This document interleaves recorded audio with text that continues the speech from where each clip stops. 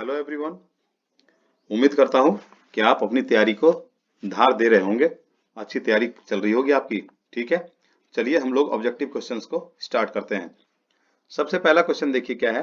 Who has compose the poem snake. आपको इतनी बार मैंने कंपोज का मीनिंग बताया है कि आप समझ ही गए होंगे। कंपोज का मतलब लिखना होता है।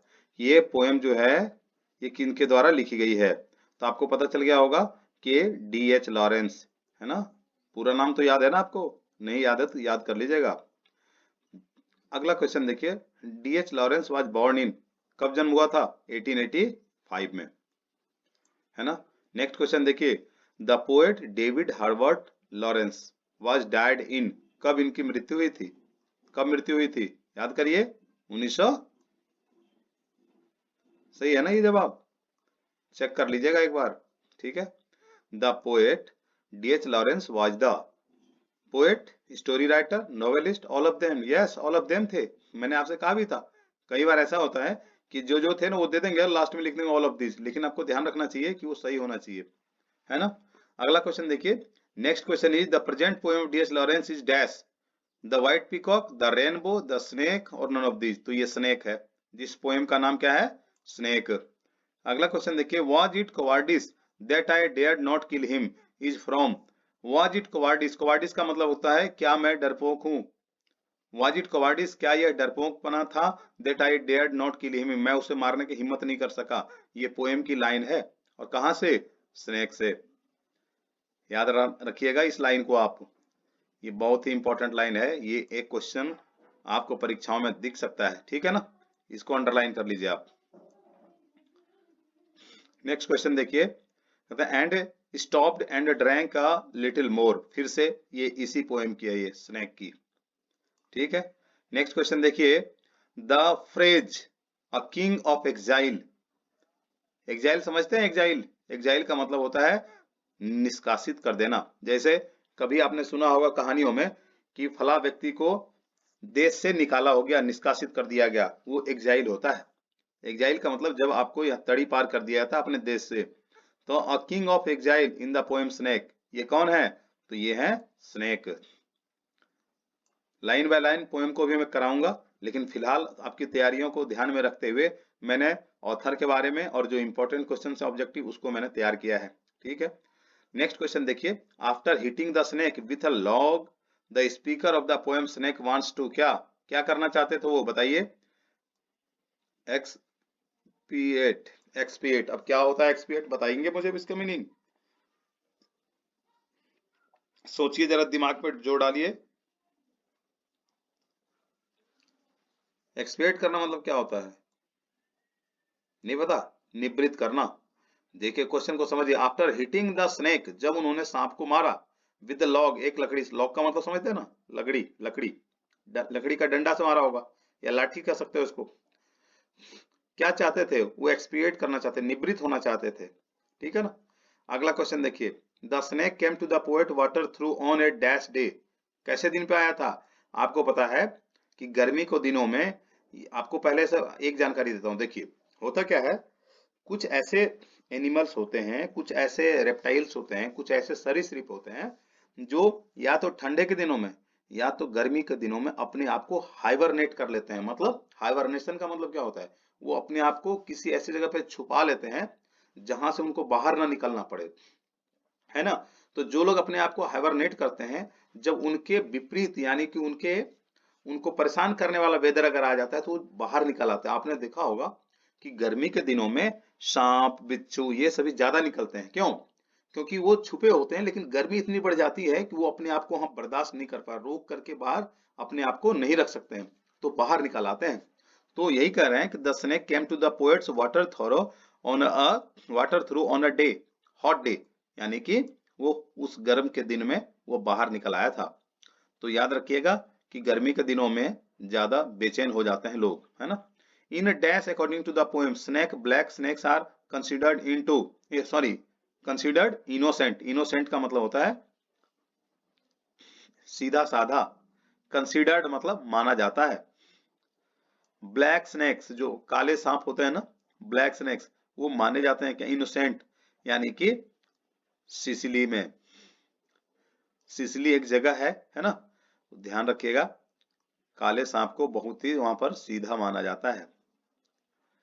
The speaker in the poem snake hits the snake with a, अभी ऊपर बताया था मैंने, लॉग।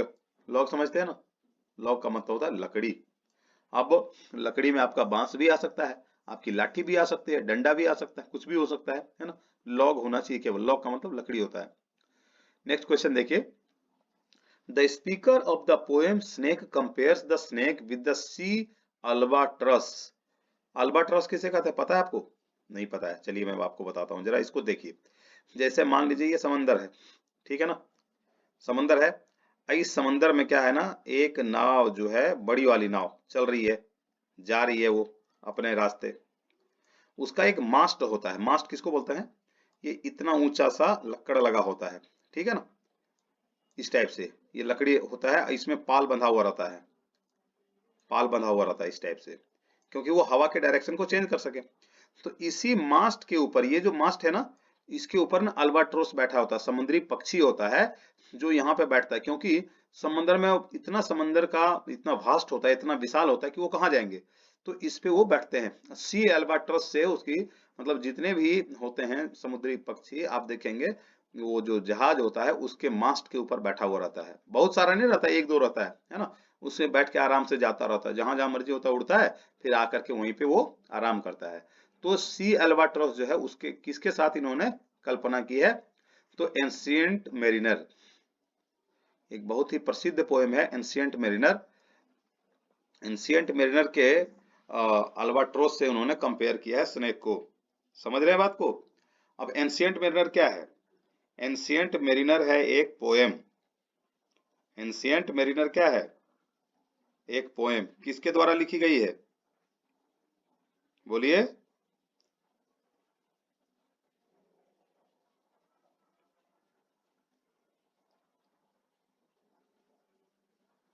नहीं याद आया? चलिए मैं ही आपको बता देता हूं, अगर आपको याद नहीं है तो, है ना। इनको याद है? अब जब मैंने आपको बताया था रोमांटिक पीरियड यानी जॉन किट्स के बारे में, तो मैंने एसटी कॉलरिज का नाम लिया था आपसे। किसका नाम लिया था? एसटी कॉलरिज का, सैमुअल टेलर कॉलरिज, ठीक है ना। एसटी कॉलरिज ने इसको लिखा था एंशिएंट मेरिनर। एक कविता है ये, कुछ विशेष नहीं है, एक पोएम है ये भी, ठीक है। अगला क्वेश्चन देखिए, D H Lawrence was a fiction writer, poet, short story writer, all of these. आपको पता है ये सब कुछ थे, टिक कर दीजिए। In the poem snake Lawrence denounces, denounces का मतलब क्या होता है बताऊं? आरोप लगाना। इन्होंने क्या आरोप लगा दिया है? इन्होंने आरोप लगाया है कि जो मॉडर्न लाइफ है ना, ये आर्टिफिशियल हो गई है। आर्टिफिशियल का मतलब होता है कृत्रिम, जिसे दिखावा वाला जीवन कहते हैं आप। कृत्रिम का मतलब होता है दिखावा करने वाला, कृत्रिम का मतलब होता है दिखावा करने वाला, आर्टिफिशियलिटी, है ना। इसमें आरोप लगाया है कि जो मॉडर्न लाइफ है ना, ये बिल्कुल ही आर्टिफिशियल हो गया, खाली यहाँ पर दिखावा चलता है, रियल में कुछ भी नहीं होता, सिर्फ दिखावा करते हैं लोग। D H Lawrence has written a poem, कहाँ गया ये, नाम देख लीजिए, ठीक है, स्नेक है। और snake appears on a trough of the dash to sip water, कहाँ पे?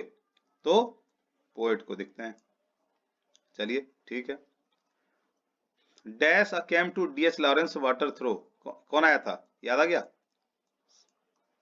स्नेक आया था। The poet had gone to the water trough to drink dash, क्या पीने के लिए गए थे वो? पानी पीने गए थे, ठीक है। नेक्स्ट क्वेश्चन देखिए, the poet compares the snake to a dash bird, ये समुद्री पक्षी था, उसका नाम क्या था? अल्बाट्रस, याद रहेगा। सी का मतलब सागर होता है।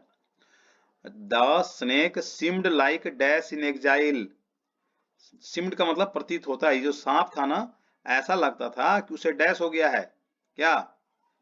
किंग इन द एग्जाइल, मतलब ऐसा राजा जिसको उसे अपने ही देश से बाहर निकाल दिया गया हो। एग्जाइल का मतलब होता है निष्कासित करना, निकाल दिया गया हो। ऐसा लगता था स्नेक को कि वह जो है एक ऐसे राजा की तरह हो चुका है जिसे अपने देश से निकाल दिया गया है। Dash is mentioned in the poem snake, क्या मेंशन किया गया है? कौन सा? Mango tree, peepal tree, carob tree, none of this. तो कार्बो ट्री के बारे में यहाँ पे मेंशन किया है। When will you go through the poem, जब आप पूरे पोएम को एक बार देखेंगे उनको लाइनों को, तो आपको ये कार्बो ट्री मिल जाएगा, ठीक है ना। The poet was wearing pant, pyjama, underwear, none of these. तो इन्होंने पायजामा पहन के रखा हुआ था। पायजामा समझते हैं ना, आप भी पहनते होंगे पायजामा। पहले देखिए, the snake made the poet near his water trough, है ना, वाटर ट्रॉ में मिले। ठीक है, नेक्स्ट क्वेश्चन देखिए, the speaker had a desire, speaker had a desire, है ना, क्या डिजायर है, टू टॉक टू, क्या,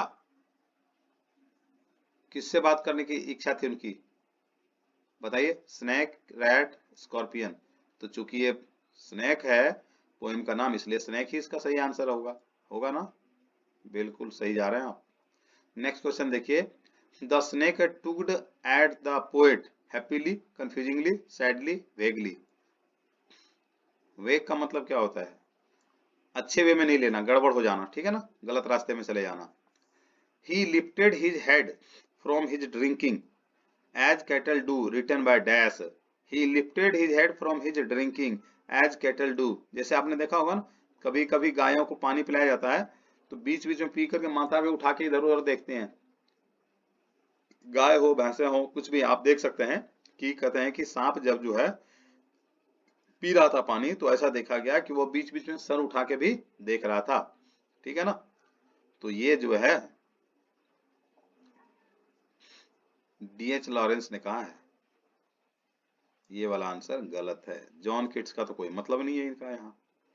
the voice of my education said to me he must be killed, these lines are taken, line are taken from. ये जो line है ना, he must be killed, these lines are taken, दो बार repeat हो गया, ये देखिए, lines are taken, lines are taken, है ना, तो एक ही होगा, लाइन्स आर टेकन, तो कहां से लिया गया होगा, जो पढ़ रहे हैं हम लोग स्नेक से, है ना। तो मुझे उम्मीद है कि आपको यह पोएम की जितनी भी ऑब्जेक्टिव क्वेश्चन है आसानी से समझ में आ गई होंगी। अगर आपको अच्छा लग रहा है तो वीडियो को 2 बार 3 बार देखिए, है ना, लाइक करिए, शेयर करिए, सब्सक्राइब करिए, ताकि मैं भी आपके लिए अच्छा अच्छा वीडियो बनाऊं। और अभी तो मैं थोड़ी जल्दबाजी में आपके लिए बना रहा हूं, लेकिन समय आने दीजिए, मैं आपके लिए लाइन बाय लाइन सभी कविताओं को करके दूंगा, ठीक है। और 15 तारीख से भूलिएगा नहीं, मैं कैप्सूल सीरीज स्टार्ट करने वाला हूं, जिसमें मैं आपके लिटरेचर से लेकर के ग्रामर तक का सारा चैप्टर कवर करने वाला हूं, ठीक है ना।